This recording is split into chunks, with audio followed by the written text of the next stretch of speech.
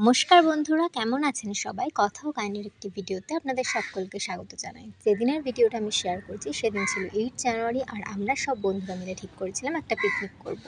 যেরকম ভাবা তেমনই কাজ। তো সবাই মিলে পিকনিক করার জন্য আমাদের বাড়ির কাছেই 5 মিনিটের ডিস্টেন্স হবে এরকম একটা জায়গায় আমরা পিকনিক স্পটটাকে বেছেছিলাম। পিকনিক স্পটে পৌঁছে রাজীব এখানে উনুনটা জ্বালাতে শুরু করে দিয়েছিল, আর যেগুলো কাটার বাকি ছিল সেগুলো আমরা সবাই একে একে কেটে নিচ্ছিলাম। আর এখানে পেঁয়াজ, বিনস, গাজর আর সমস্ত কিছুই কাটা হয়ে গেছিলো। আর এখানে টমেটো কাটা হচ্ছিল চাটনির জন্য, সুদীপ্তা কাটছিল এটা। আর বিনা মাংসের জন্য আলুটাও ছুলে ফেলছিল। তার ফাঁকে আমরা এখানে সকালের টিফিনটাও করে ফেলেছিলাম।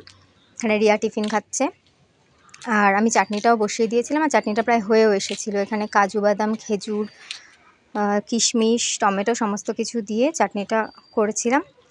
আর চাটনিটা হয়ে যাওয়ার পরে এখানে ফ্রাইড রাইসের জন্য গাজর আর ক্যাপসিকাম, বিনস, কাজু বাদাম, কিশমিশ সমস্ত কিছুটাই আমি এখানে ভেজে নিয়েছি।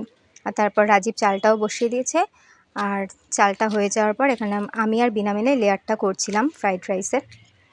দুজন মিলে লেয়ারটা করার পর এখানে আলুটাও ভাজছে। রাজীবই মাংসটা করবে, তো রাজীবই আলু আর মাংস সমস্ত প্রিপারেশনটাও করছে। অনেকক্ষণ আগেই আমরা ম্যারিনেট করে রেখেছিলাম মাংসটা এসেই, আর মাংসটা দিয়ে দিয়েছে রাজীব উনুনে।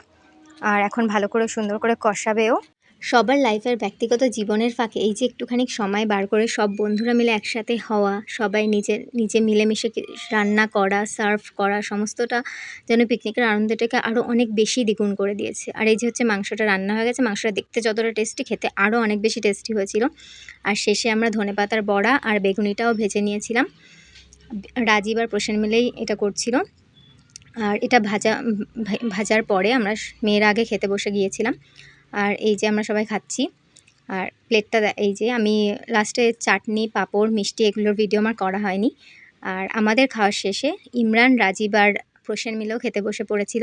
আর আমি ভিডিও করছি বলে রাজীব আবার একটু মুখে মাংসের হাড় নিয়ে আবার দেখালো। পিকনিকের প্রতিটা খাবার কিন্তু প্রচণ্ড টেস্টি হয়েছিল, আর আমরা অনেক ছবিও তুলেছিলাম। এইভাবে প্রচণ্ড আনন্দের মধ্যে দিয়ে সবাই মিলে একসাথে দিনটা খুব ভালোভাবে কাটিয়েছিলাম।